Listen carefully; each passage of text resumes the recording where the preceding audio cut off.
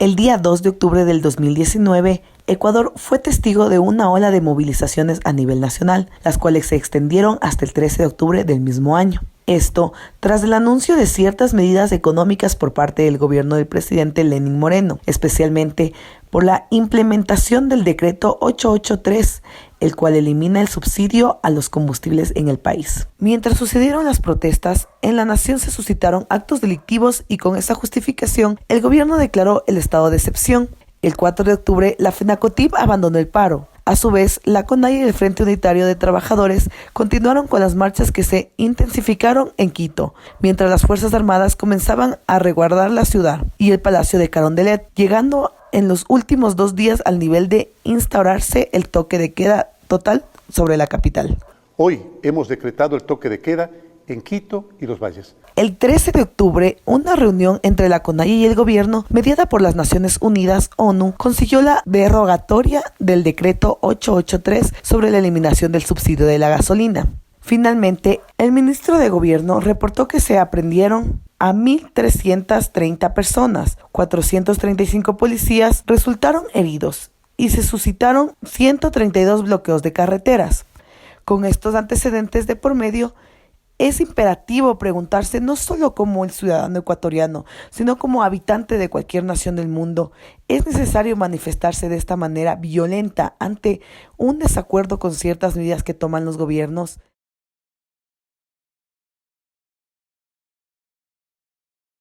Yo no sé de dónde nació esta intención de la justicia indígena. Si nosotros regresamos a la época en la que nosotros fuimos parte del Imperio Español, que además me parece muy importante esto, nosotros fuimos parte de un imperio, nosotros no fuimos nunca una colonia. Eso es importantísimo.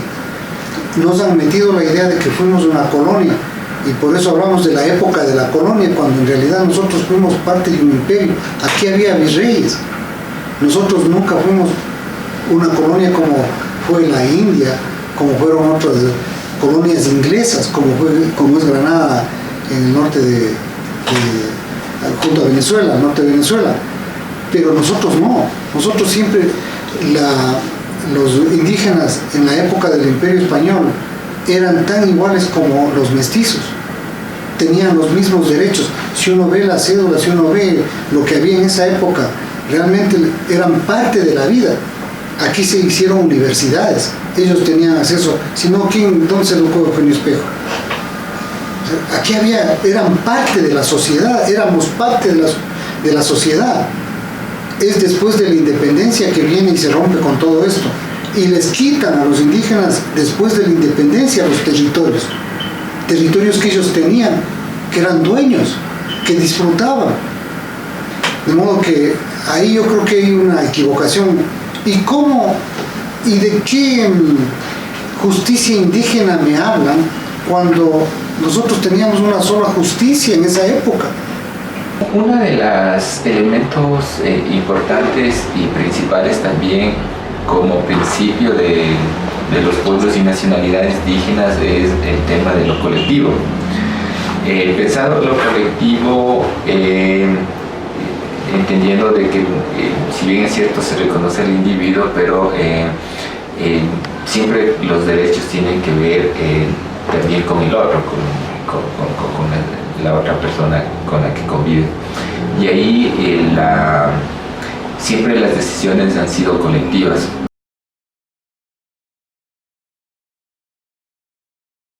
Es necesario mencionar que como medio de comunicación nuestro papel es informar, ¿no? Hacer conocer a la ciudadanía, a la gente, sobre todo nuestro medio está ubicado en este caso en la parte de la zona rural también.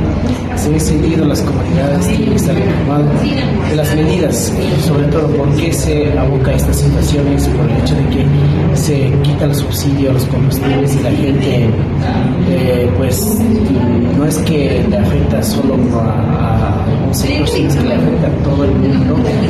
En ese sentido la gente comunicación prácticamente salieron a reclamar sus derechos, no porque 100%, por lo menos algo se socializaba, se les informaba a la ciudadanía de que esta situación va a pasar, pero también tenemos el temor de que muchos de los medios de comunicación que estamos junto al pueblo, nosotros como medios de comunicación tenemos que defender los intereses del pueblo, de la ciudadanía. No podemos defender algún sector tal vez que están oprimiendo a la gente, que están vulnerando los derechos. En ese sentido, para nosotros como medio de comunicación tiene que estar junto al pueblo, y por eso nosotros hemos estado junto al pueblo. Nosotros como medio de comunicación comunitario lo que hacemos es dar voces a las comunidades.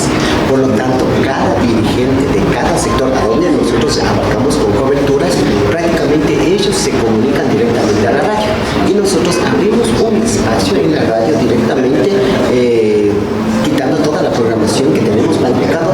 Llaman constantemente los dirigentes que tal comunidad va a salir a tal hora, a tal lugar, y entonces estamos en coordinación con cada una de las organizaciones provinciales, en la cual ellos comunican, autoconvocan a su comunidad en la reunión cómo se quedar, y nosotros somos el espacio o el medio para que ellos puedan dar a conocer la situación real, lo que está sucediendo en cada comunidad. Entonces, como Radio Limón, prácticamente jugamos el papel fundamental de dar voces a los comuneros, a los dirigentes, a las organizaciones. La coyuntura de octubre nos posibilitó posicionarnos también más bien permitió la visibilización de la existencia de los medios alternativos, medios comunitarios, medios digitales, que están encaminados bastante cercanamente a los movimientos y sectores sociales. Y creo que eso posibilitó, ¿no es cierto?, poner en evidencia lo que iba aconteciendo día a día durante esas jornadas que fue del 3 al 13 de octubre. Me parece necesario que tratar, ¿no es cierto?, un anclaje muy fuerte de estos espacios digitales alternativos como una alternativa, que valga la redundancia, el hacer de la comunicación. Y obviamente los medios masivos taparon mucha información.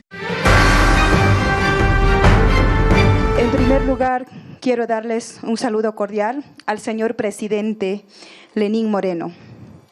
Como mujer amazónica, en nombre de todas las mujeres amazónicas, quiero decirles que hemos venido desde la selva caminando, dejando a nuestros hijos en la casa, dejando nuestros quehaceres en la casa, porque pensando en un Estado digno y soberano, queremos que el Estado ecuatoriano responda a las necesidades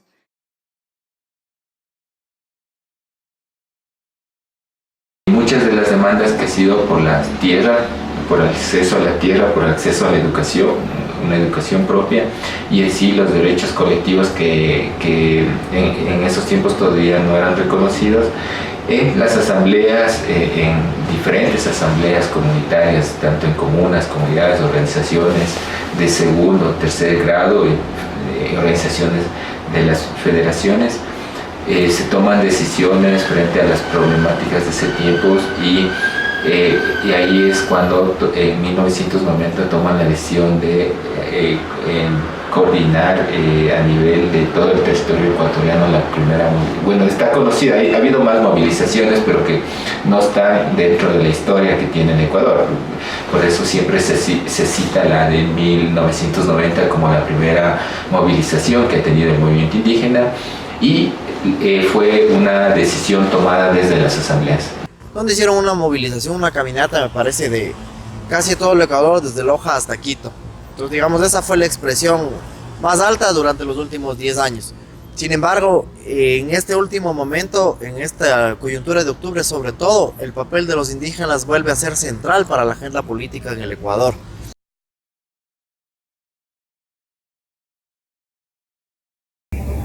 Bueno, creo que históricamente nuestras culturas, o más bien milenariamente, nuestras culturas son matrilineales, es decir, el rol de la mujer, la palabra de la mujer y la acción de la mujer han sido determinantes en la organización de los espacios territoriales en donde se han desarrollado nuestros ancestros.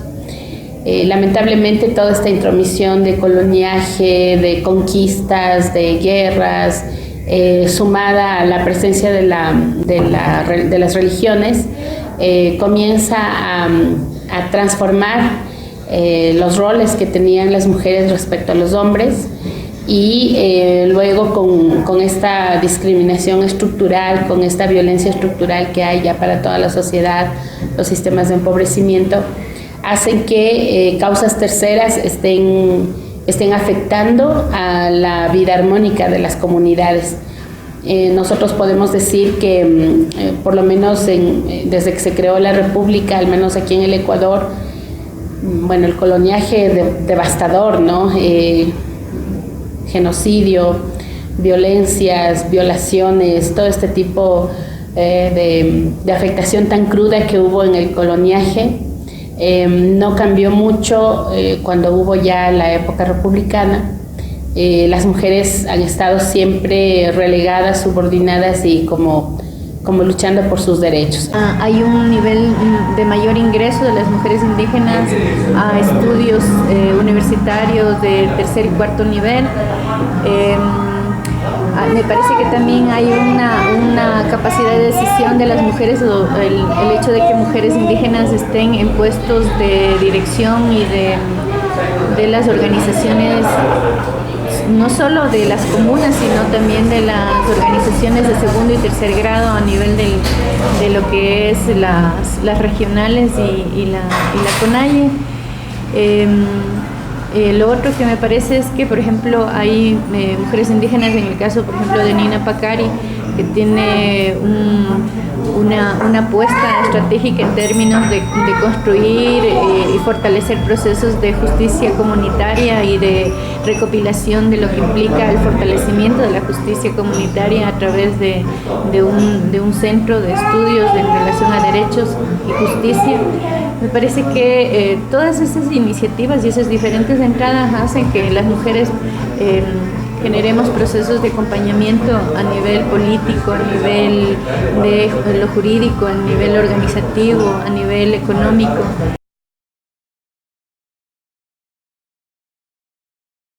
Los avances que se ha tenido en el tema de derechos, justamente es en el tema de los derechos colectivos, que ha sido una lucha histórica del movimiento indígena, porque la lucha de esos derechos colectivos que ya están normados o reconocidos en el convenio 169 de la OIT, y que el Ecuador lo ratifica ya en la Constitución del 98.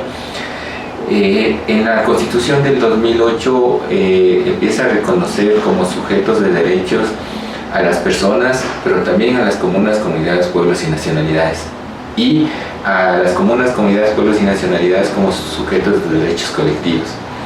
Eso de reconocer sujetos de derechos colectivos rompe toda una estructura colonial que tiene el Estado, y un Estado colonial que se piensa en una democracia liberal, en donde las elecciones son los únicos espacios de participación, y que el que es elegido en esas elecciones puede tomar decisiones por todos.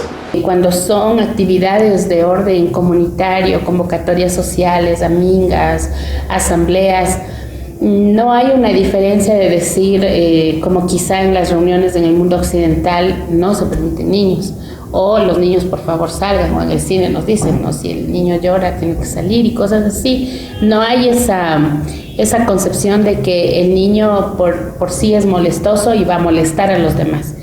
En las asambleas, en las comunidades, pues los niños están ahí con los padres y se conocen, o sea, es un espacio donde se conocen con otros niños también de su misma comunidad. O sea, el tejido se teje, valga la redundancia, con esa visibilización, esa convivencia.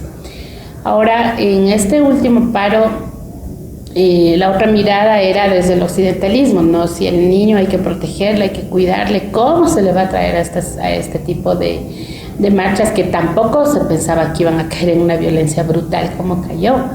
En realidad era una marcha pacífica, en realidad, bueno, sí era una toma de calles, pero estaban los militares en un frente y los indígenas en el otro y compartían alimentos. O sea, era como un acuerdo implícito de que está bien, no nos hacemos daño, pero está el paro ahí.